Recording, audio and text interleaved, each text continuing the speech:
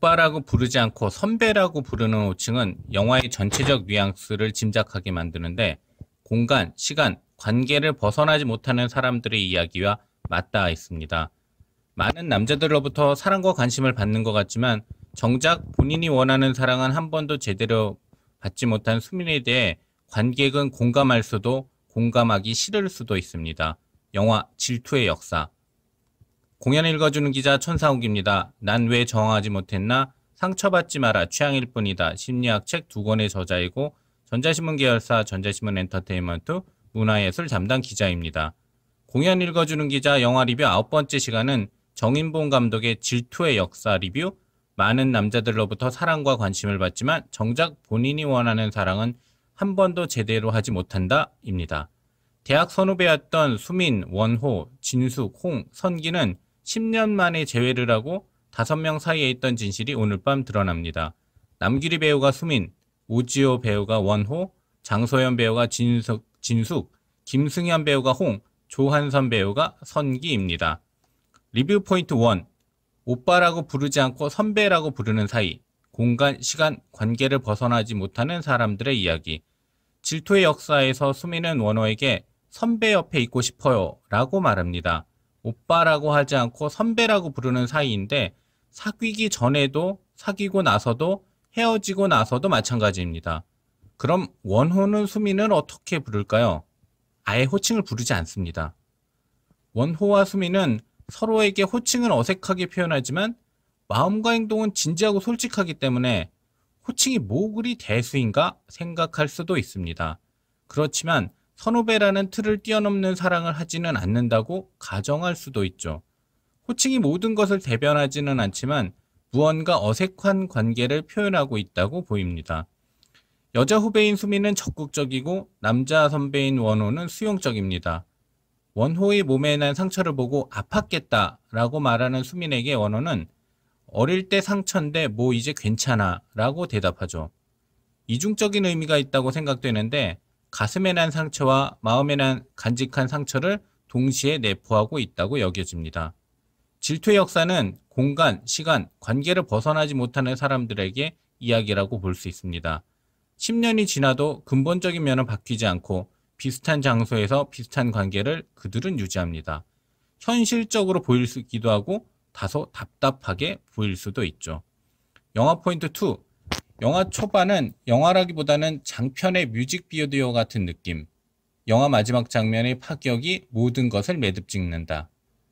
영화 질투의 역사는 영화 초반에 영화라기보다는 장편의 뮤직비디오 같은 느낌을 주기도 합니다. 스토리텔링의 촘촘함보다는 이미지적, 뉘앙스적 흐름이 펼쳐지고 감정 또한 생략과 점핑이 곳곳에 존재한다고 생각됩니다. 등장인물이 왜 이런 감정을 가지고 있는지, 왜 마음이 변하는지 친절하게 알려주지 않는 경우가 많죠. 감독은 이 작품이 실화를 바탕으로 한다고 밝혔는데 너무 많이 생각하고 곱씹고 느끼면서 영화를 만들 때는 당연히 알고 있다고 여기는 감정들을 생략하거나 뛰어넘어 쓸 수도 있었을 것입니다. 이런 상황은 작가나 감독이 자신의 이야기를 영화로 만들기 위해 오랫동안 반복해 생각하고 간직하고 있을 때 나타날 수 있는 현상입니다.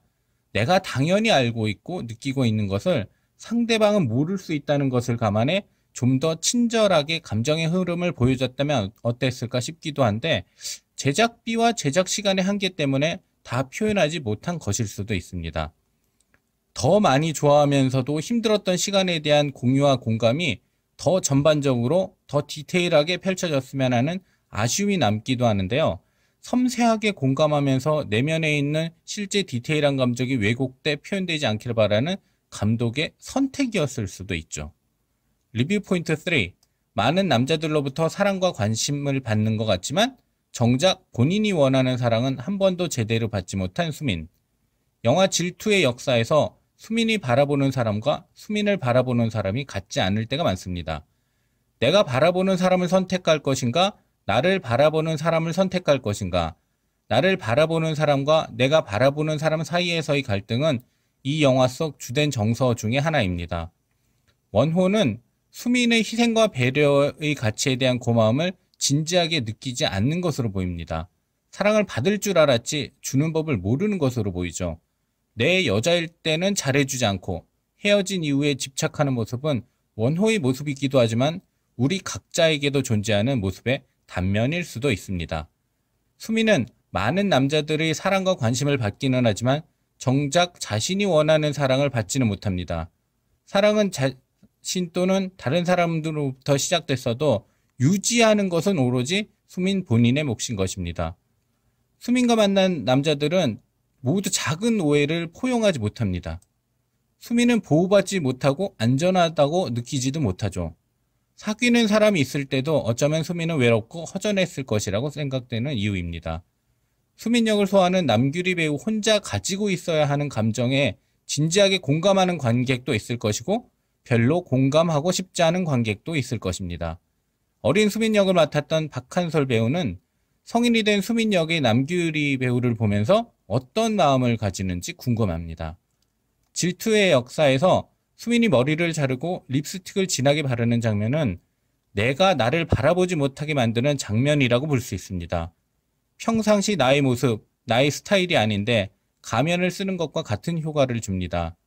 질투라는 본능적 감정이 가진 양면성에 대해 영화는 너라고 달랐을까라는 질문을 던집니다. 달랐을까요? 다르지 않았을까요? 전자신문 공연 읽어주는 기자는 전자신문 엔터테인먼트 기사 사이트와 네이버 포스트 전자신문 엔터테인먼트 채널을 통해 글로 보실 수도 있습니다. 지금까지 사연 읽어주는 라디오 고정 게스트 되고 싶은 천상욱이었습니다. 여러분이 행복하고 자유롭게 사시기를 응원합니다. 고맙습니다. 네, 안녕하십니까. 전자신문 엔터테인먼트 천상욱 기자라고 하는데요. 남규리 배우님한테 여쭤볼게요. 그 수미 캐릭터가 많은 남자들로부터 그 사랑과 관심을 받는데요. 사실 정작 어떤 누구보다도 제대로 보호받지는 못하고 있거든요. 안정감을 느끼지도 못하고 편안하지 못하고. 그래서 보면 정작 원하는 사랑은 단 한 번도 하지 못하는 캐릭터를 연기를 하는데요. 굉장히 외롭거나 허전할 수도 있다라는 생각이 드는데 그 수미 캐릭터를 연기를 하면서 반전이 일어나기 전에 어떤 마음으로 연기를 했었고 그 반전이 일어난 후에는 실제 개인적인 감정도 어떻게 변할 수 있었는지 좀 궁금합니다.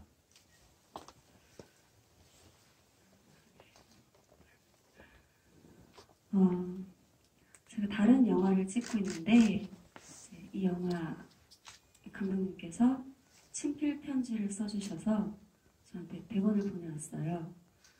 그리고 저희 촬영 감독님, 조명 감독님 같이 이제 질투의 역사라는 현장으로 왔는데 그 전 영화가 스릴러였습니다.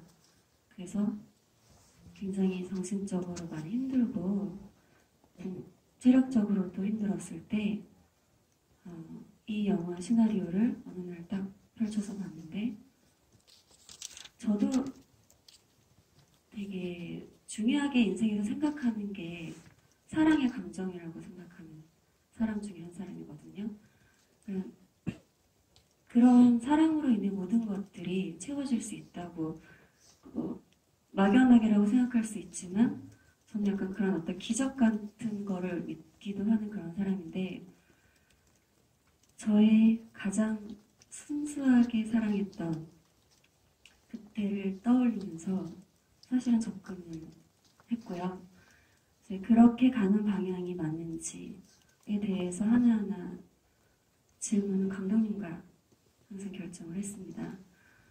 그런데 질투는 사실 저는 이유가 없다고 생각해요. 제가 느꼈을 때 살아오면서 어떤 게 이유가 될 수는 있는데 상대적인 감정이라고 생각하거든요.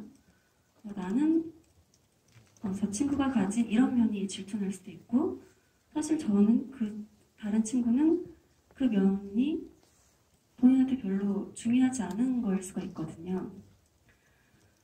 그래서 굉장히 좀 오묘한 캐릭터로 접근을 해야겠다고 생각을 했고요.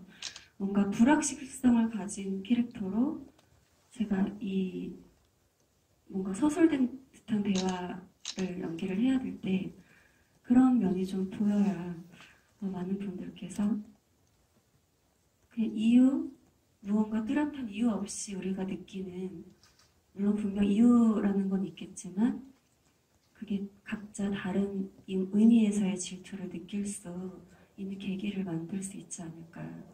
그래서 조금 첫째는 제가 처음 사랑할 때의 감정 대입을 했고요. 둘째는 이 여자가 갖고 있는, 물론 실화기도 하지만 감독님께서 갖고 계신 실화의 이야기에 픽션이 좀 들어간 이야기지만 그냥 묘한 미스테리한 그런 느낌이 있었으면 좋겠다. 라는 장치는 없지만 그런 생각을 하고 연기를 했던 것 같습니다.